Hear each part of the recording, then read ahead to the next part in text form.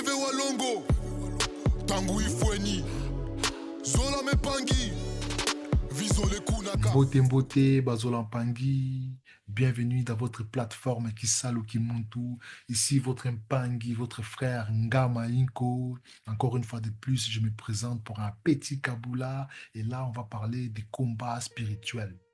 Alors, les combats spirituels, il faut savoir que nous sommes des êtres multidimensionnels. Ça veut dire que nous sommes présents ici et ailleurs en même temps. Cela signifie qu'il existe plusieurs mondes et plusieurs versions de nous-mêmes dans différentes dimensions. La tradition Kimuntu nous parle des 9 corps de l'être humain, 9 corps du Muntu. Mais en réalité, c'est encore plus complexe que cela, car nous sommes connectés à plusieurs éléments. Le monde animal, végétal, minéral, ainsi qu'aux éléments comme l'eau, la terre, le feu et l'air. Il y a des versions de nous dans ces éléments-là. Dans notre grande matrice qui comporte 15 dimensions selon la tradition Congo et l'ère sous-dimension, nous ne sommes pas seuls. Il existe des êtres bienveillants qui veillent sur nous, mais aussi des entités qui cherchent à nous piéger pour nous maintenir enfermés dans un cycle de répétition. L'objectif de notre existence est d'évoluer spirituellement et de nous guérir, de guérir l'ADN, de guérir les blessures transgénérationnelles. L'objectif principal, c'est vraiment d'ascensionner, faire les kunaka, quitter cette réalité pour ne plus revenir. Pour comprendre le combat spirituel, il faut comprendre que tout ce qui se manifeste dans notre réalité est le résultat d'actions menées aussi dans le monde invisible, qu'ils soient positives ou négatives selon notre perception. Les combats spirituels, c'est un sujet très vaste, hein, mais nous allons en donner quelques exemples.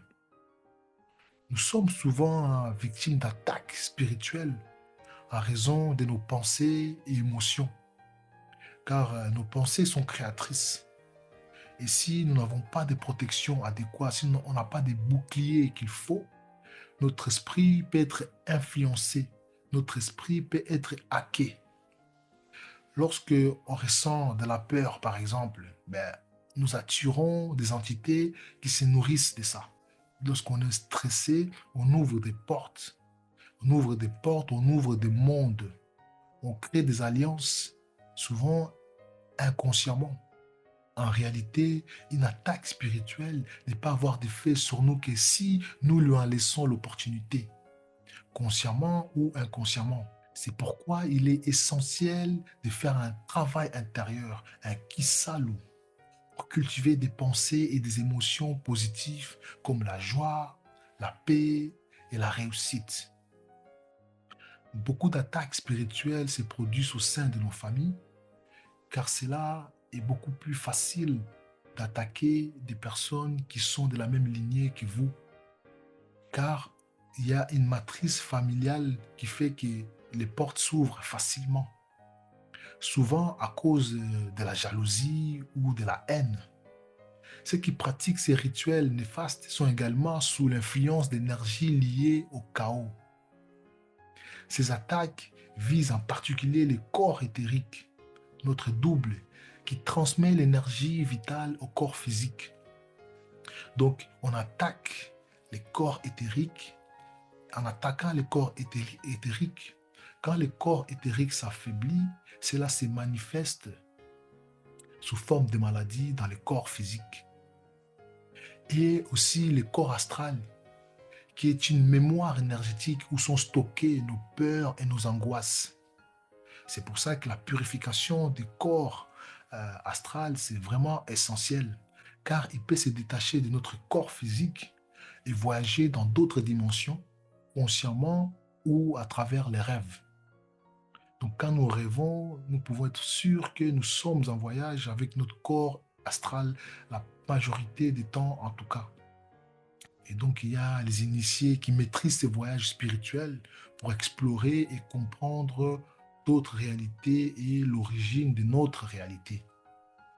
Les boucliers sont vraiment très importants. Les boucliers sont très importants parce que pour moi, votre Pangui, je subis pas mal d'attaques parce que c'est une réalité où nous sommes constamment mis à l'épreuve. Et les attaques, ça peut être justement l'envie de rien faire, envie de ne pas se motiver. Il y a plusieurs formes d'attaques en fait. Et il y a des attaques aussi qui font vraiment, qui peuvent faire peur à certains si on n'est pas préparé à ça. Moi, votre Mpangui, au début de mes initiations, j'ai eu pas mal d'attaques. Et ces attaques-là, c'était vraiment fait pour me faire peur, pour m'empêcher de pouvoir avancer dans mon éveil de conscience. Donc, c'était des attaques pendant une méditation. Je me rends compte qu'il y a une voix qui me parle vraiment à l'intérieur de moi, de mon oreille, que je l'entends comme je vous parle, qui m'avertissait. Et c'est des situations où on peut vite être en panique. Il faut savoir que nous venons d'ailleurs. Après une guerre spatiale, notre être a chuté dans cette réalité, provoquant la fragmentation de notre esprit. Certains êtres puissants ont pris le contrôle de cette dimension et l'ont enfermé dans un cycle où la peur, la colère et la jalousie alimentent leur domination. Notre planète est une version dense du monde astral et l'objectif de ces forces est de nous maintenir enfermés dans un cycle perpétuel de naissance, mort et réincarnation. Lorsque nous prenons conscience et que nous commençons un travail spirituel pour nous libérer, nous pouvons être confrontés à des épreuves et des attaques visant à nous faire douter et abandonner notre quête. Ces attaques peuvent être physiques, psychologiques ou spirituelles. Pour éviter ces pièges, il est fondamental de cultiver l'amour inconditionnel, les Zola, de comprendre que tout est issu d'une source unique et que notre réalité fonctionne comme un jeu holographique. Notre corps n'est qu'un avatar dans cette simulation. Nous sommes ici pour apprendre, évoluer et nous libérer. Cependant, cela ne signifie pas qu'il faut fuir cette réalité. Au contraire, nous devons l'apprivoiser, transformer notre environnement en une source de bonheur et contribuer à l'élévation spirituelle de la Terre. Il est donc essentiel de se soigner et purifier son énergie, de renforcer ses protections, ses boucliers spirituels, protéger ses proches, en particulier les enfants, apprendre et évoluer avec sagesse, faire preuve de résilience, de persévérance et de stratégie. L'objectif ultime est de sortir de cette prison spirituelle tout en vivant pleinement notre expérience ici-bas. Matondo Bamingi, et merci pour votre écoute, surtout pour ceux qui veulent faire un kissal, ceux qui veulent commencer à faire un travail sur eux. N'hésitez pas à nous contacter via notre plateforme centrekisalu.com ou alors via centrekisalu@gmail.com. Zola na zola, kese na kese, et à la prochaine. Bébé Walongo, Tanguy Foueni, Tanguy Foueni.